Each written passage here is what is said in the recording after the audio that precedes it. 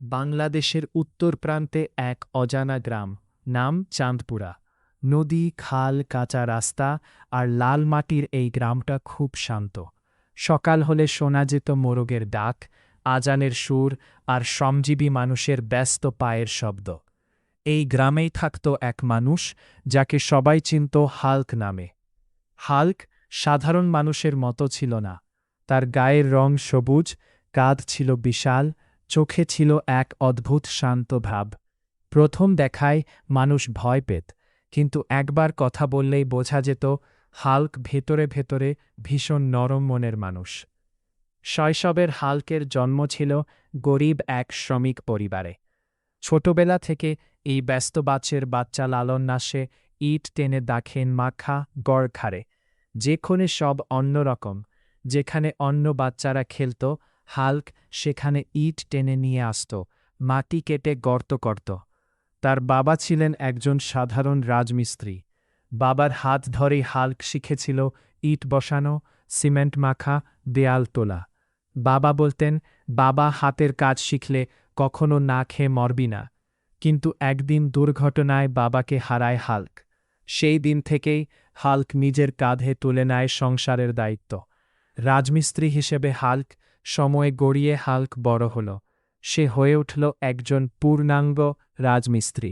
কিন্তু সে ছিল আলাদা। যেখানে অন্যরা আধা দিন কাজ করে ক্লান্ত হয়ে পড়ত, হাল্ক সেখানে সারাদিন কাজ করত। সে একাই দেয়াল তুলত, ছাদ বসাত, পিলার বানাত। তার হাতের জোরে ইট যেন নিজে থেকেই বসে যেত। গ্রামের মানুষ বলত, হাল্ক থাকলে কাজ শক্ত হলেও ভয় নাই। অসহায় মানুষের আশ্রয়। একদিন ঝড়ে গ্রামের এক বৃদ্ধ দম্পতির ঘর ভেঙে গেল। তারা রাস্তার পাশে বসে কাঁদছিল। হাল্ক দূর থেকে দেখল, কিছু না বলে নিজের হাতুড়ি আর বেলচা নিয়ে গেল। 3 দিন 3 রাত কাজ করে সে নতুন ঘর বানিয়ে দিল। বৃদ্ধ লোকটি কাঁদতে কাঁদতে বলল, বাবা, তুই মানুষ না, ফেরেশতা। হাল্ক মাথা নিচু করে বলল, আমি শুধু রাজমিস্ত্রি। স্কুল, মসজিদ আর মানুষের স্বপ্ন। চাঁদপুরা গ্রামে একটা ছোট স্কুল ছিল। বৃষ্টি হলে পানি পড়ত, দেয়ালে ফাটল ছিল। হাল্ক ঠিক করল, এই স্কুল সে নিজে হাতে নতুন করে বানাবে। সে নিজের উপার্জনের টাকা জমাতে লাগল।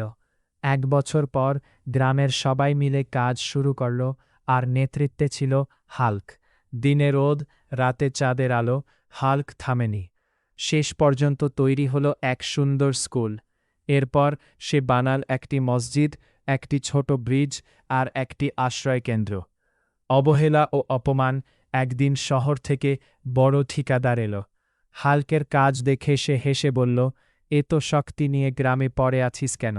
শহরে গেলে বড় মানুষ হবি। কিন্তু কথার ফাঁকে সে হাল্কে ছোট করল, অপমান করল। সেদিন হাল্ক চুপচাপ ছিল। রাতে নদীর ধারে বসে সে ভাবল, আমি কি ভুল করছি? তারপর দূর থেকে গ্রামের আলো দেখল, মানুষের হাসি মনে পড়ল। হাল্ক বুঝে গেল সে ঠিক পথেই আছে। বন্যার রাত। 1 বছর ভয়াবহ বন্যা এলো। নদীর পানি ভেঙে পড়ল গ্রামে। মানুষ চিৎকার করতে লাগল। হাল্ক তখন আর রাজমিস্ত্রি থাকল না, সে হয়ে উঠল রক্ষাকর্তা। সে মানুষকে কোলে তুলে নিল, বাঁধ মেরামত করল, ভাঙা ঘর ঠেকাল। তার শক্ত শরীর সেদিন মানুষের ঢাল হয়ে দাঁড়াল। শেষ অধ্যায়। বছরের পর বছর পেরিয়ে গেল। হাল্ক বুড়ো হল, কিন্তু কাজ ছাড়ল না। আজও চাঁদপুরা গ্রামে কেউ নতুন ঘর তুললে বলে, হাল্কে ডাকো। মানুষ এখন আর তার রং দেখে ভয় পায় না। তারা জানে এই সবুজ মানুষটাই তাদের সবচেয়ে বড় শক্তি। ইট সিমেন্টের মাঝে লেখা হলো এক নীরব নায়কের ইতিহাস। গল্পের শিক্ষা, বড় মানুষ হতে টাকা নয়, মন লাগে শ্রমের সম্মানই আসল সম্মান। মানবের উপকারী সবচেয়ে বড় শক্তি।